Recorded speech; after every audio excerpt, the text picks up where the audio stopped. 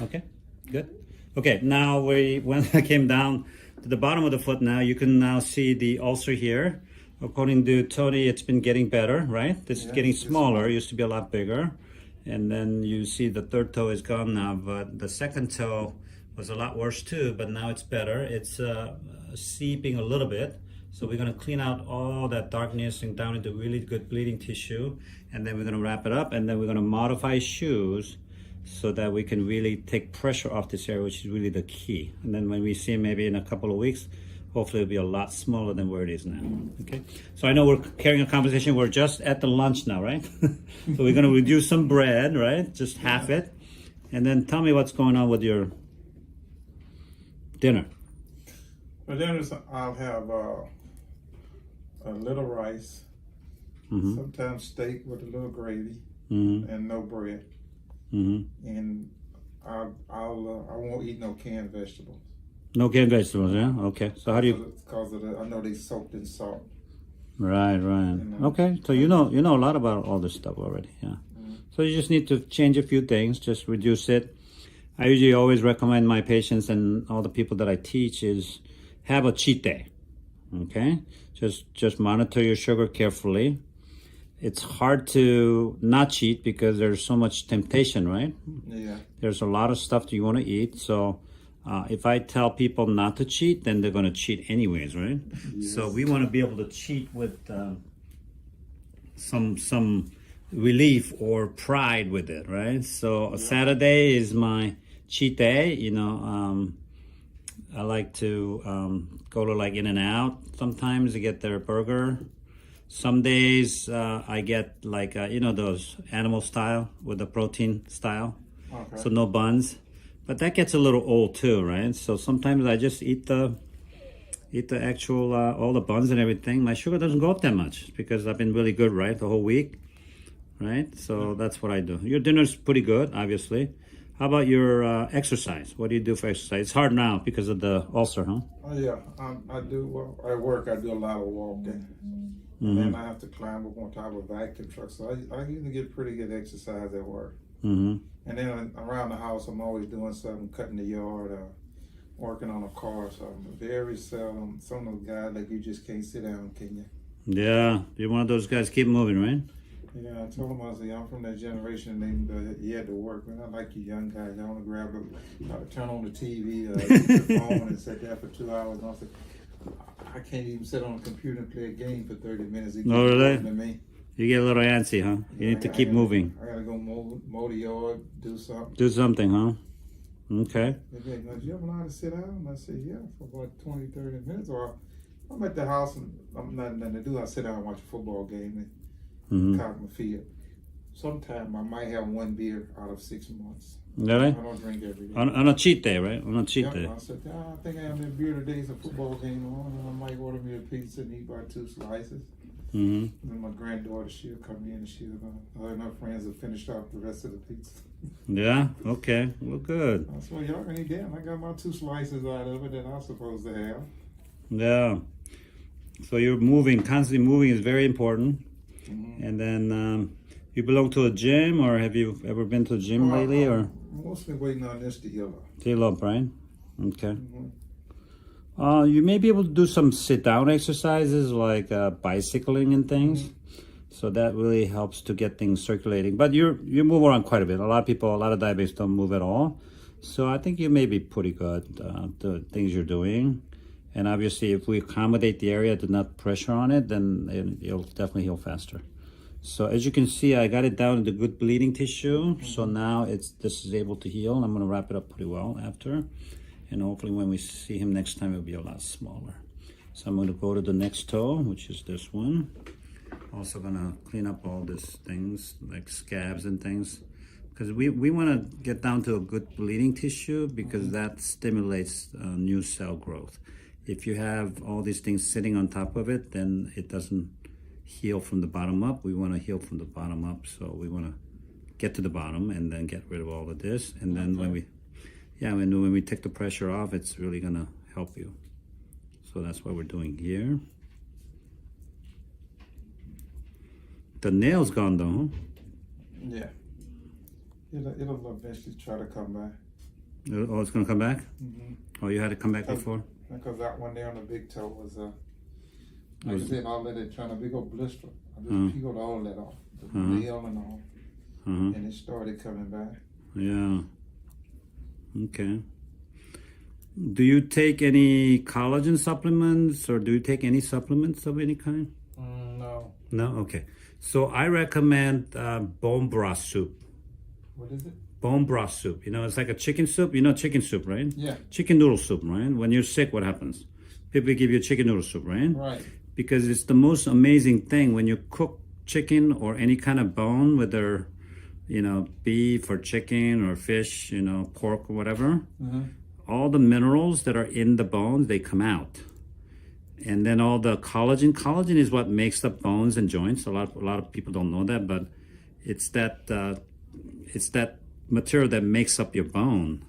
It's a little gooey type of material that comes out. You know, when you cook, it's pretty oily.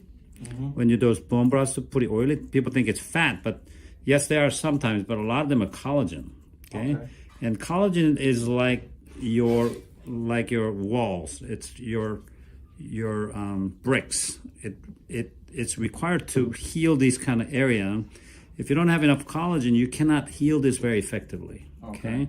So what I do, we Koreans eat, you know, I'm Korean. We Koreans eat a lot of like a beef stew or a lot of bone broth soup naturally. So I eat at least 3 times a week. It helps your skin. I know you look pretty good though. You look pretty good for your age, but you can even look better, you see.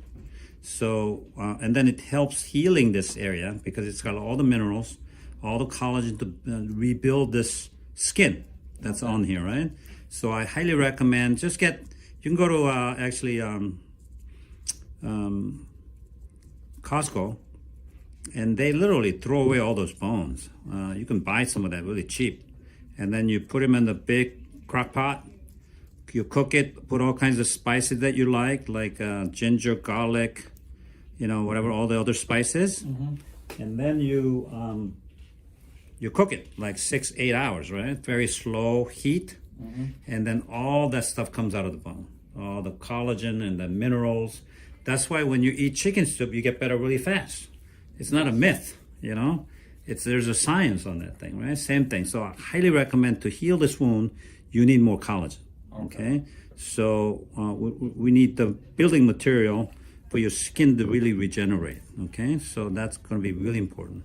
And then now you can see the second toe is really cleaned up nicely. There's some bleeding going on in there, but this is very nicely cleaned up. I'm very excited to see him next time, to see how much we close this down with the help of collagen and eating better. And well, he keep moving, so I'm not worried about his exercise, but I think he's got good bleeding, which is a really good sign that he's going to heal very well. So I'm very happy to see all the good bleeding coming. So there's really no reason for you not to heal. If you take the pressure off of it, and then if you nourish yourself to rebuild this area with the good tissues, then we should be able to close this in no time. So that's what I'm hoping. So there you have it. And then it looks really nice. You want to have a final picture?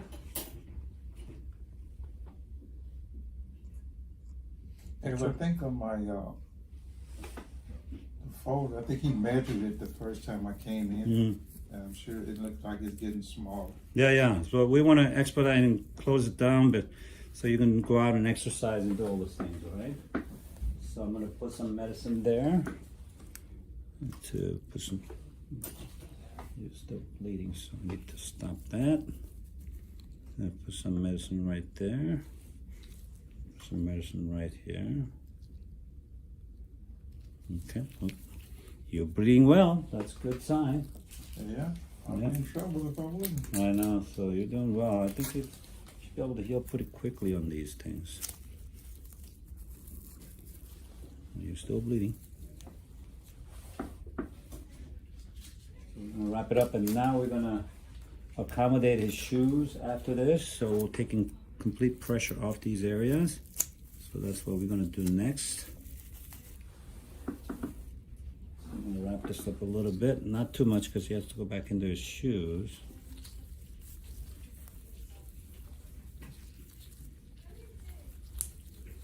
Okay. So it's looking pretty good. So, and then I'm going to show you how we accommodate the shoes to take pressure off this area right after I finish wrapping here.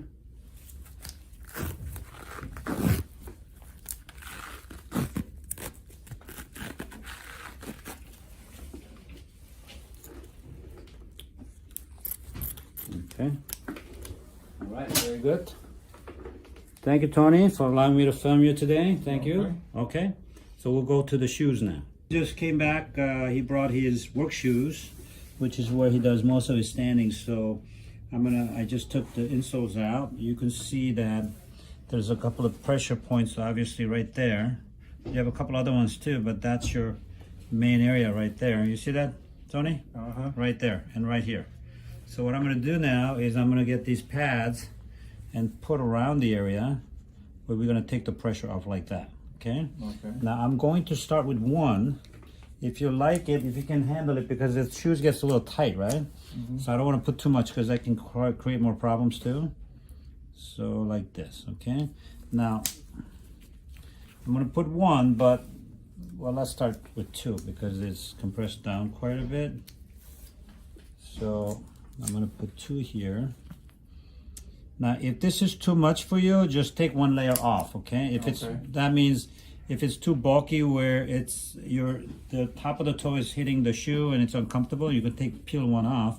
And then after a little while, it's going to compress down, and I'm going to give you some extra pads, so you're going to put some new ones. And that's going to make a big difference because the pressure, rather than being here, it's going to be over here, and it's going to be a lot less pressure on these areas.